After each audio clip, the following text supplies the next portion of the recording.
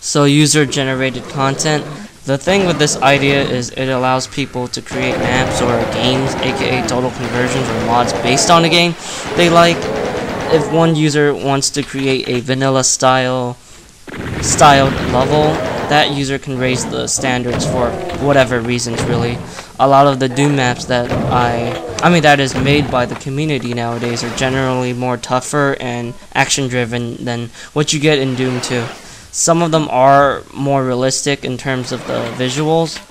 I always find it very fascinating to see what the community can do with their talent and creativity. In Halo Reach, I found an awesome Lockout remake, and I'm actually really proud that I downloaded the map because it's one of my favorite maps, and it actually looks better too than Lockout because it was never a really visually stunning map in Halo 2. When you give your fans the ability to create their own content, you're simply extending the game's lifespan.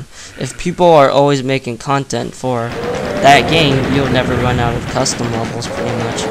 This could be a great thing depending who you are really. Alright, now I'm going to be talking about the user-made maps or games versus the actual game. So Doom 2 was released in 1994. For its time, it really did set the standards for the gameplay of Doom even higher. Since it was harder, more intense, more action-driven, essentially it redefined the series. But that was 1994, we're in 2012. Now people can make maps that just make Doom 2 maps look out of date, basically. Whether it's the gameplay, mapping techniques, or the visual standpoint. Due to that, it might be hard to appreciate the game that you bought out of the box. Now, I did mention that I'm always impressed to see what people can do with their creativity, and I respect that. However, I was never really into user-generated content that much, mainly because I always buy games just to see what I get in it, and that's it. I do see how it does extend the game's lifespan, but I don't find myself just only playing one game. Also, I can see myself getting tired and burned out because it's really the same game. Then there's the total conversions or mods where they can change the game to be different, but I just don't get them. I paid money for Doom 2, and when I see stuff that gets modified, it ruins the experience for me.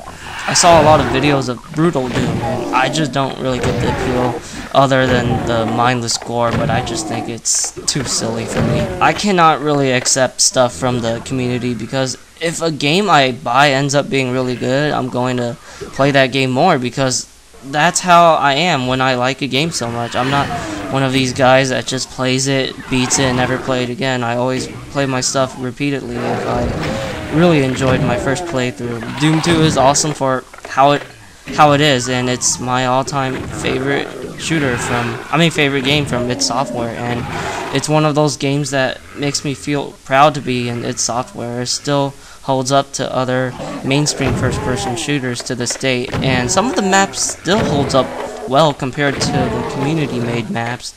I always have this philosophy: when you buy a game, you're respecting the developer for what they're giving you in their product. Otherwise, you wouldn't buy it. You wouldn't buy it, basically. I did say I used to mod and make custom maps for Warcraft 3, but to be honest, even my most favorite custom map wouldn't even come close to vanilla Warcraft 3 because I bought Warcraft 3 since it's a great RTS game for how it is.